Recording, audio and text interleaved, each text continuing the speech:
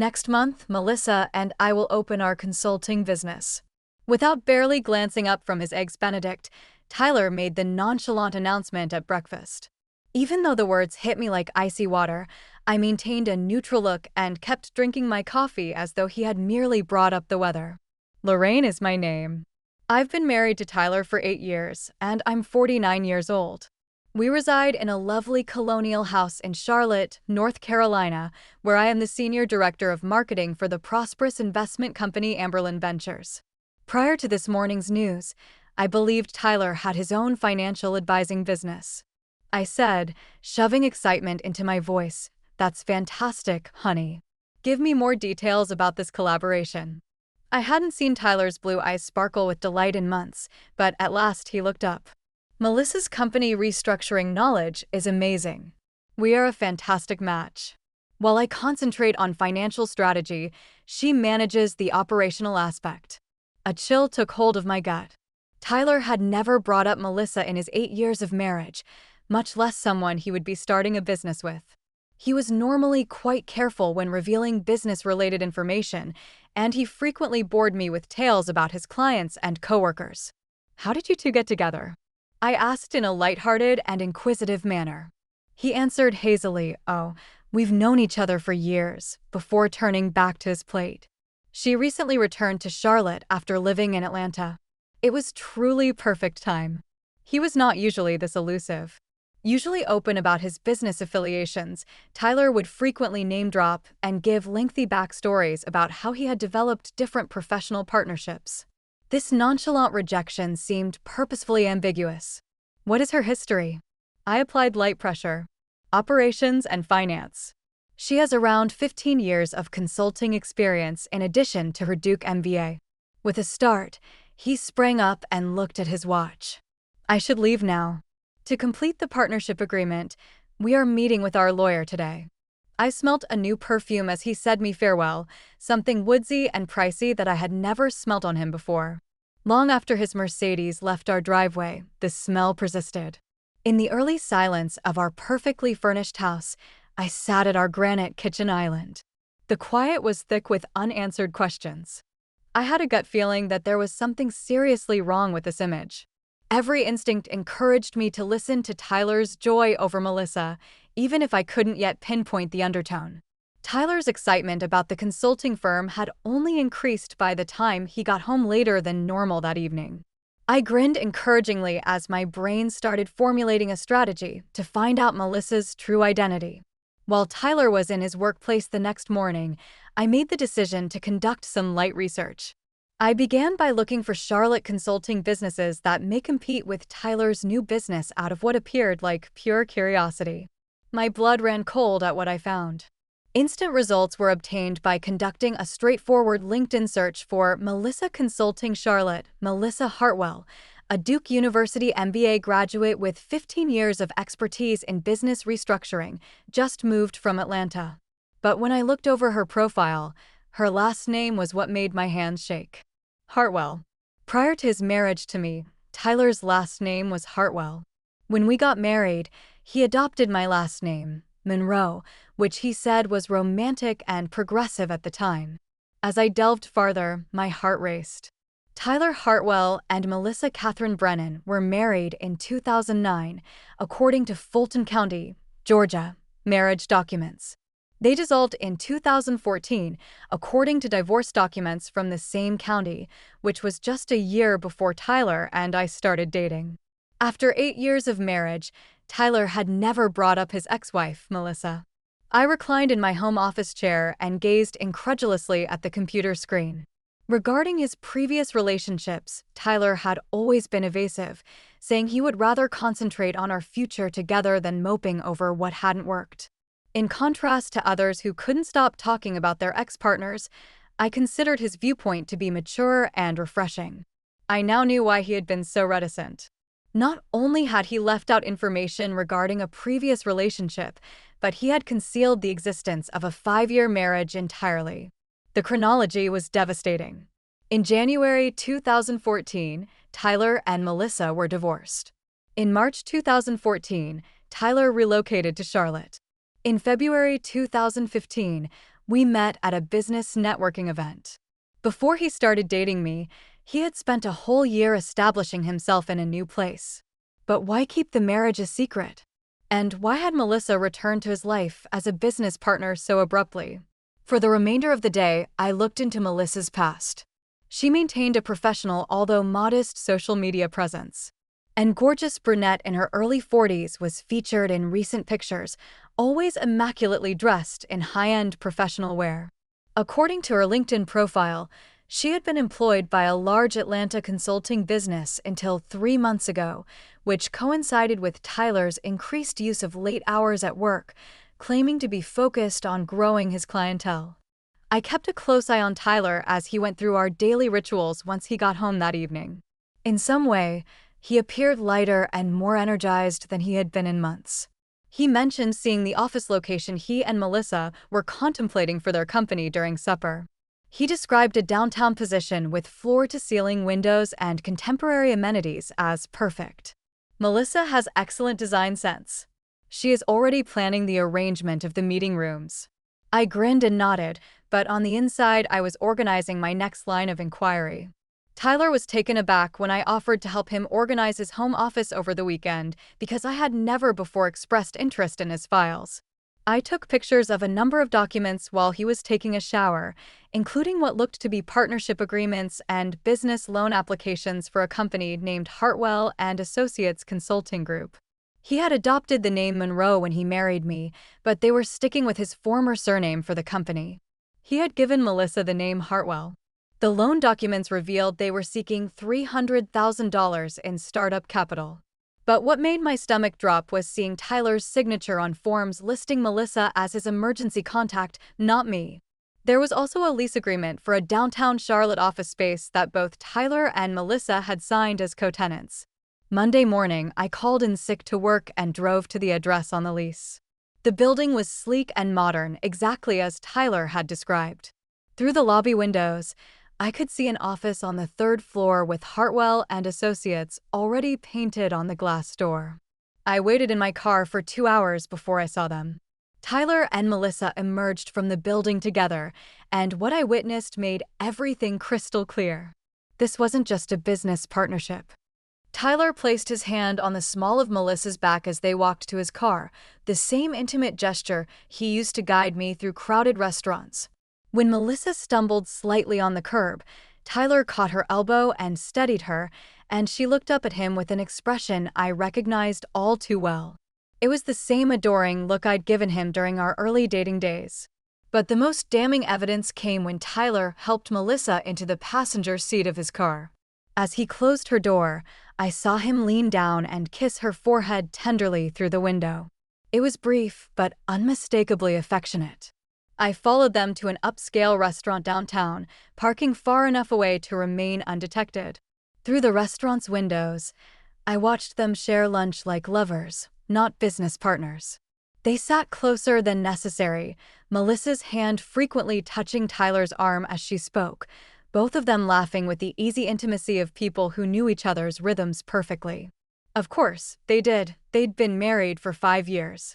When they left the restaurant, I saw Tyler's hand rest on Melissa's lower back again as they walked to his car.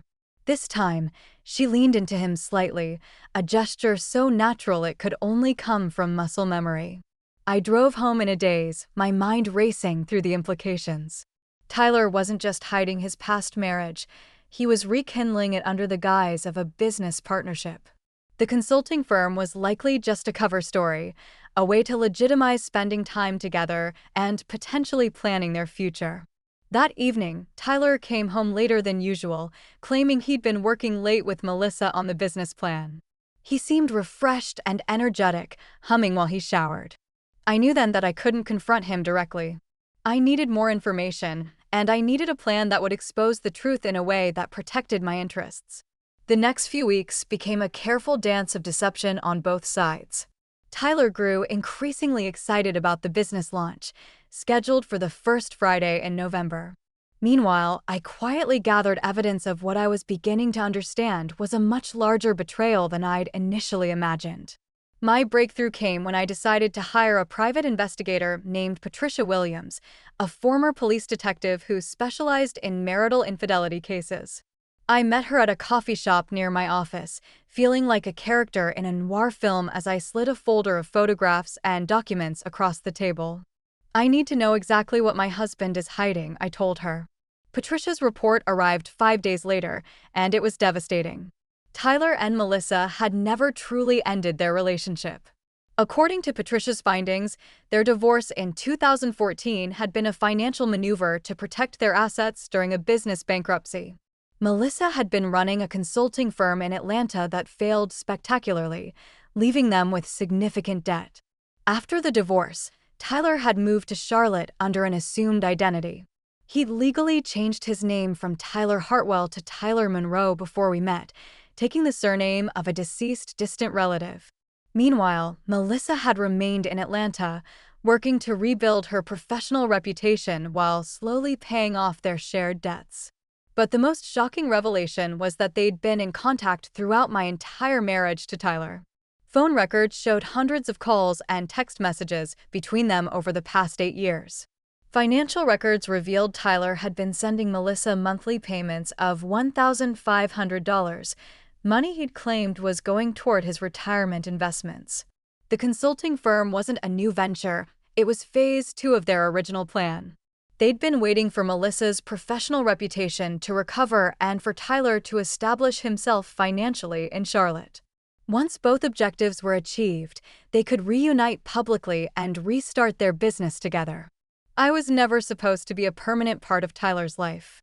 I was a placeholder, a source of financial stability and social respectability, while he waited for Melissa to become viable again. The evidence Patricia gathered was overwhelming. Photographs of Tyler and Melissa together at various Atlanta hotels over the past 8 years. Credit card records showing Tyler had purchased expensive jewelry that never appeared in our home. Gifts meant for Melissa, and most damaging, email exchanges between them discussing their future plans and how they would handle the Charlotte situation when the time was right. The Charlotte situation, that's what I was to them. Reading their emails felt like being punched repeatedly in the stomach. Tyler wrote to Melissa about how much he missed her, how difficult it was to maintain his arrangement with me, and how he couldn't wait for them to be together again once everything was in place. Melissa's responses were equally damning. She referred to me as your Charlotte problem and discussed strategies for Tyler to gradually disentangle himself from our marriage without arousing suspicion. They'd planned for Tyler to initiate divorce proceedings 6 months after their business launch, claiming irreconcilable differences. But the most infuriating discovery was their timeline. The business launch wasn't just about starting a consulting firm, it was their reunion celebration. Patricia had uncovered evidence that they'd already planned a business trip to Napa Valley the week after the launch, staying at a luxury resort where they'd honeymooned 20 years ago. I sat in my car after meeting Patricia, holding the investigative report and feeling my entire world reshape itself around this new reality. 8 years of my life had been built on lies. 8 years of believing I'd found love with a man who was simply biding his time until he could return to his real life. But as the initial shock faded, something harder and more focused took its place. Tyler and Melissa thought they were so clever, manipulating everyone around them to achieve their goals. They had no idea that their carefully orchestrated deception was about to become the foundation of their public humiliation. Armed with Patricia's evidence, I began planning my own deception. The business launch party was scheduled for Friday evening at the Omni Charlotte Hotel, a lavish event Tyler had insisted on hosting to properly introduce Hartwell and Associates to the Charlotte business community. He'd invited over 200 people, including clients, colleagues, city officials, and prominent local business leaders. Tyler had asked me to help with the planning, which gave me perfect access to all the details. I volunteered to handle the catering arrangements, the audio-visual setup, and the guest list management. Tyler was delighted by my enthusiasm, interpreting it as support for his new venture. If only he knew what I was really planning. I spent 3 weeks preparing my presentation. Working with Patricia, I compiled a comprehensive dossier of Tyler and Melissa's deception, complete with timelines, financial records, phone logs, photographs, and email exchanges. Patricia helped me organize everything into a clear, chronological narrative that would be impossible to deny or dismiss. But I wanted more than just exposure. I wanted legal protection and financial justice. While Tyler was at work, I met with my attorney, Catherine Phillips, to discuss my options. Catherine was a shark in an elegant suit, known throughout Charlotte for her ruthless efficiency in high-stakes divorce cases. "You have enough evidence to destroy him," Catherine said after reviewing Patricia's report. "But let's be strategic about this. We can file for divorce immediately and seek significant compensatory damages based on his fraudulent conduct during your marriage." "What about the business?" I asked. Catherine smiled, a predatory expression that made me glad she was on my side. "Here's where it gets interesting. According to North Carolina law, any assets acquired during marriage through deceptive means can be subject to equitable distribution. Since Tyler used marital funds to support this business venture while concealing its true nature, you could have a claim to significant portions of their startup capital and future earnings." Catherine's most brilliant suggestion involved Tyler's legal vulnerabilities. He changed his identity before marrying you, which could constitute fraud. If he took on debt or made financial commitments using his assumed identity without properly disclosing his past, there could be criminal implications as well as civil ones. I authorized Catherine to begin preparing all necessary legal documents, divorce papers, fraud claims, business partnership disputes, and requests for immediate asset freezing. Everything would be ready to file the moment I gave the word. Meanwhile, I continued playing the supportive wife. I helped Tyler choose his suit for the launch party. I reviewed the guest list with him, suggesting additional invites from my own professional network at Amberlin Ventures. I even offered to give a brief speech at the event about how proud I was of his entrepreneurial spirit. Tyler was touched by my support. "You know, Lorraine, I was worried you might feel left out of this new chapter," he said one evening. "But you've been so understanding about the time I'm spending with Melissa on the business. I really appreciate that." I smiled and kissed his cheek. "I just want you to be happy, honey." 3 days before the launch party, I made my final preparations. I arranged for Patricia to attend the event as a server. She'd obtained employment with the catering company for the evening. I coordinated with Catherine to have process servers standing by. Most importantly, I prepared my presentation materials. The evidence would be displayed on the same large screens Tyler planned to use for his business presentation. While he thought he'd be showing slides about consulting services and growth projections, I'd be revealing the truth about Hartwell and Associates and the fraudulent marriage that funded it. Tyler had no idea that his celebration was about to become his reckoning. For 8 years, he'd manipulated and deceived me. On Friday night, I was going to return the favor in the most public way possible. Friday evening arrived with unseasonable warmth for November in Charlotte. I spent extra time getting ready, choosing a striking red dress that Tyler had always complimented me on. If this was going to be my final performance as his wife, I wanted to look unforgettable. Tyler was practically vibrating with excitement as we drove to the Omni Charlotte Hotel. "I can't believe this day is finally here," he said, adjusting his tie for the 5th time. "Everything Melissa and I have worked toward is about to pay off. I'm sure it will be a night to remember," I replied. And I meant every word. The hotel ballroom looked elegant, soft lighting, fresh flower arrangements, and cocktail tables scattered throughout the space. A small stage had been set up at the front with a podium and large projection screens. Tyler had spared no expense. This was his moment to reintroduce himself to Charlotte's business community alongside his new partner. Guests began arriving at 6 p.m. I recognized many faces from Tyler's client base, along with several colleagues from my own work at Amberlin Ventures. Tyler worked the room like a politician, introducing Melissa to everyone as his brilliant business partner, while she stood beside him in a stunning navy blue dress, playing the role of successful consultant perfectly. Watching them together, I could see how natural their partnership appeared. They moved in sync, finished each other's sentences, and shared the easy chemistry of people who'd known each other for decades, because they had. At 7 p.m., Tyler took the stage to officially begin the presentation. "Good evening, everyone, and thank you for joining us tonight," he began, his voice confident and warm. "I'm thrilled to introduce you to Hartwell and Associates Consulting Group and my incredible business partner, Melissa Hartwell." The room applauded politely as Melissa joined Tyler on stage. She took the microphone with practiced ease, beginning to speak about their consulting philosophy and target market. They were a compelling team, professional, articulate, and convincing. But as Melissa clicked to advance their presentation slides, nothing happened. She tried again, pressing the remote more firmly. The screens remained blank.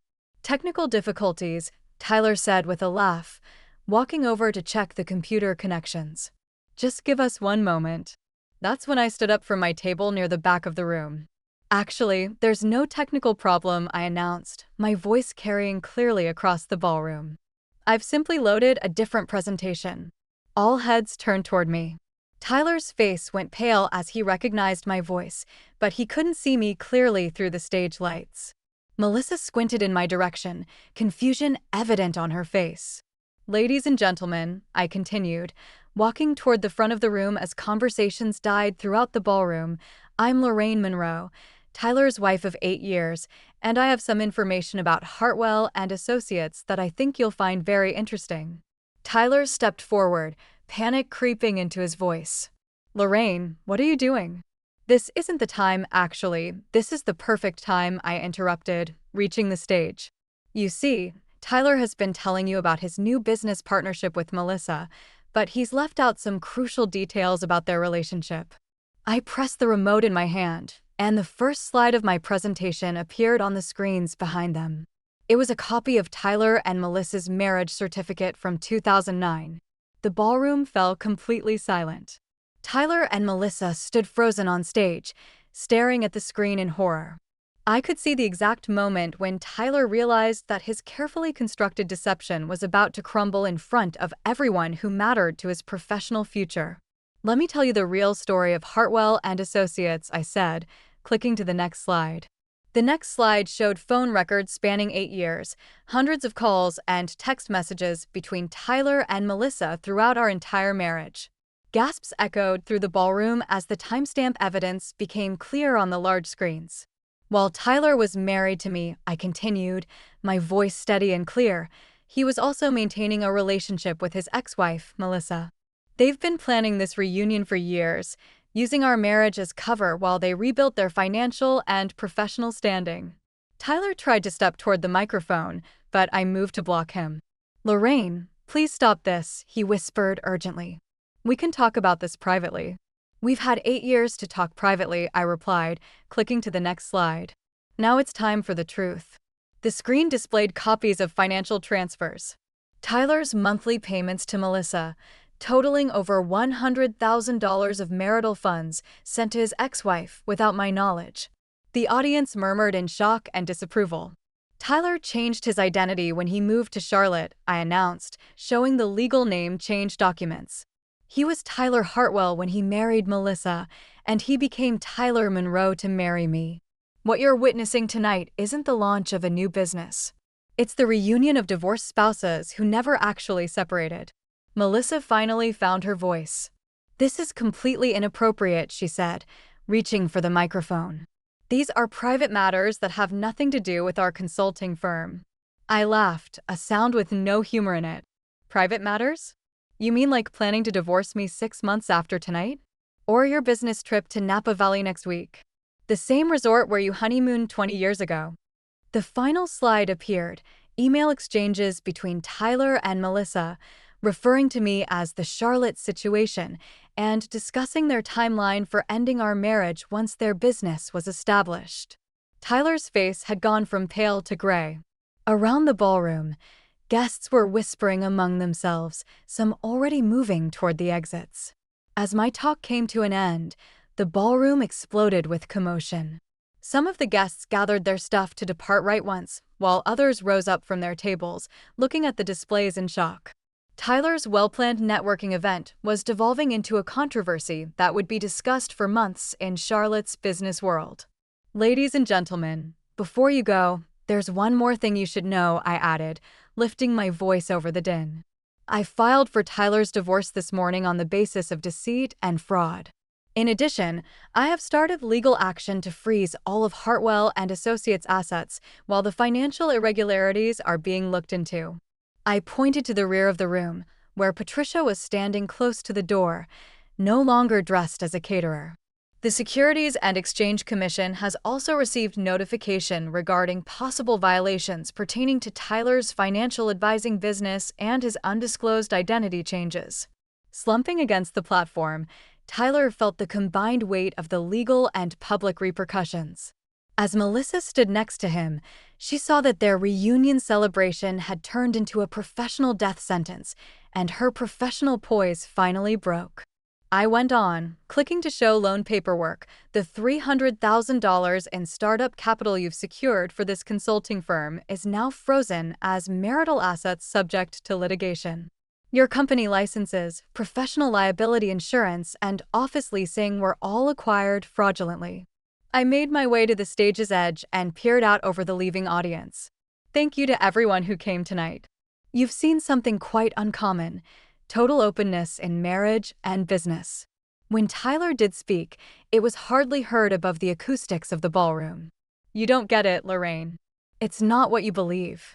I believe that your consulting firm just had its first and last client meeting, I said, interrupting.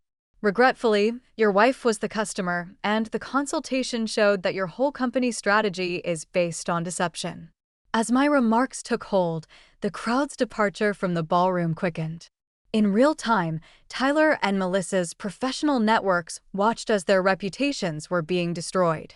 Tyler and Melissa's deceit had immediate and terrible repercussions. The SEC inquiry uncovered other financial irregularities in Tyler's advice practice, which led to criminal charges, and the frozen assets rendered their consulting firm inoperable before it could start up.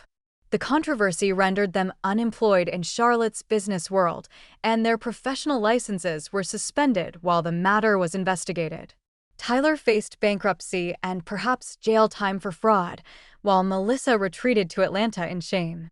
They had lost all they had fought so hard to rebuild because of their complex reunion plan. Months later, as I stood in my freshly remodeled home office, looking over the final divorce settlement that gave me hefty compensation for Tyler's dishonest behavior, I saw how drastically my life had changed. What should have been their triumph, the business launch, had instead turned into their demise. And I found that letting the truth shatter the lies they had used to build their future was the sweetest kind of retaliation.